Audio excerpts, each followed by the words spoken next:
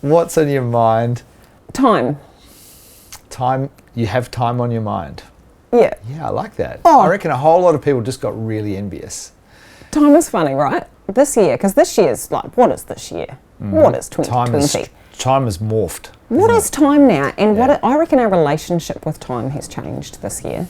Tell us about that. That's interesting. Yeah, I don't know. Like, yeah, I'm talking to people, and on the one hand, they're saying, "Oh, it's gone so fast, but nothing happened. But it's been so long." And I'm having all these conversations with people that seem to be about time, like, and our relationship to it. And I just booked in a workshop this morning for the 18th of February. Yeah. And we just both kind of laughed about it. Like, we put it in the calendar, but then we were like, but I mean... That's just who knows what's going to go. knows? How has your relationship to time changed, do you think, since January this year? I definitely feel different about time. But so I've done a bit of work on that because I have a historical story, that I don't have enough time. Yes, you do. And that I can't waste any time. Mm-hmm. So I've adjusted that definitely this year. Yeah. So what? There's plenty of time. There's plenty of time. So, in fact, even the story you tell yourself, if you change that, your relationship changes. So, I don't have enough time to there's plenty of time. Just by changing that makes a difference. So I've just had this mild disaster. My book release timeline's been pushed out. It's only a couple of weeks. And 6 months ago, I would have gone postal about that. Mm-hmm. And today I was I think you did go a little postal. Okay, fine. I did go minor postal. I think you did a little bit. Oh, fine. Call me out. I went a little bit postal. Good thing it wasn't But I on wrote camera. down in an email today, don't worry, it's just time. And then I went, That's not the old Alicia. who's this? Yeah, who's this showing up? Yeah. I like it. And do you reckon it's the same for other people, or do you think other people have got a different experience of time changing? What do you think? I know that the uncertainty has pushed a lot of people to delay and postpone things. Mm-hmm. And I know that the initial here's the thing. The initial lockdown was rush. Yeah. It was rush in my life. It was rush in my practice. Pivot. Do Move. this. Do this fast. Respond. I did more work in lockdown than I've ever done. Yeah. I was delivering workshops back to back to back to back every day because people were like, we need help, this is a thing, let's get it done. And the last 3 months have just totally slowed down. And everyone's like, well, I don't know. I don't know what's going on. We can have this chat next year. Yeah, so it's kind of like the idea that because we can't predict the future, we don't have any sense of control on the future, perhaps. Whereas if we have a sense that we can control the future, then we book out to the 18th of February with confidence. But because we can't, we have to have a different relationship to what it's all about. Yeah. I think that's really interesting. Yeah. Because I'm thinking about my experience. I've deliberately since about early June just gone, actually no, slow it right down. And I've loved it. And it's meant that I'm not even thinking about 2021. This time of year, usually I'd be going, what's my year going to look like? And I'd have it all planned out. I do this whole wall planner and when I'm going to book out my time.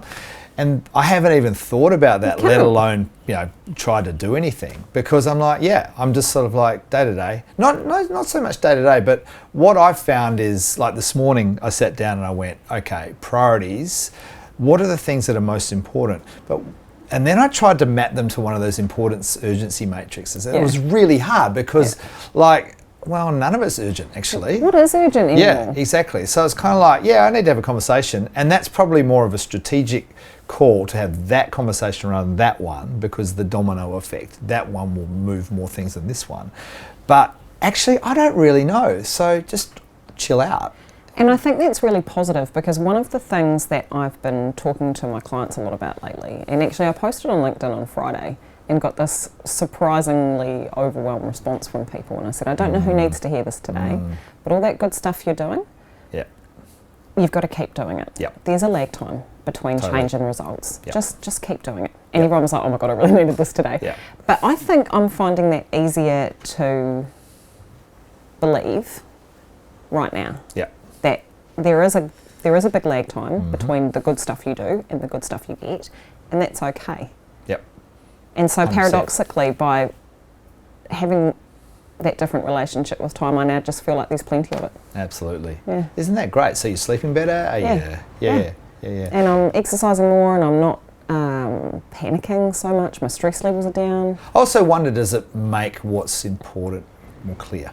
Yeah. Like, because you don't have to go, I've got to cram all this stuff in. You go, well, actually, time doesn't matter, so I might as well do the stuff that gives me energy. Or Yeah, and interestingly, while we've talked about how it's really difficult to plan ahead with any certainty at the moment, I'm also finding, particularly in the last few weeks, that I can see the bigger picture a little bit more Yeah. clearly. So I don't know when it's going to happen or how it's going to happen, Yeah. but I can see what the next 5 or 10 years is going to play out like and what's going to matter in that. Yeah, And so by not having certainty about the big picture, I've got more certainty about the big Yeah, picture. yeah. What is that? It's interesting because that saying comes to mind, unhook from the future, right? So there's something But about, you're always unhooking from things. I am at the moment. Yeah, you're such an unhooker. Look at me. I'm a just hooker. like- I can't say that on what's on your mind. you can say whatever I'm you not a want. hooker. It's a our perk. show. We can say whatever we want. But this idea that you don't, doesn't mean you don't care about the future and you have an intentionality about the future, but Yeah. you don't have to make it happen this No. way. I've been challenged to think about what's the ecosystem that you want to be creating, and by a mentor of mine.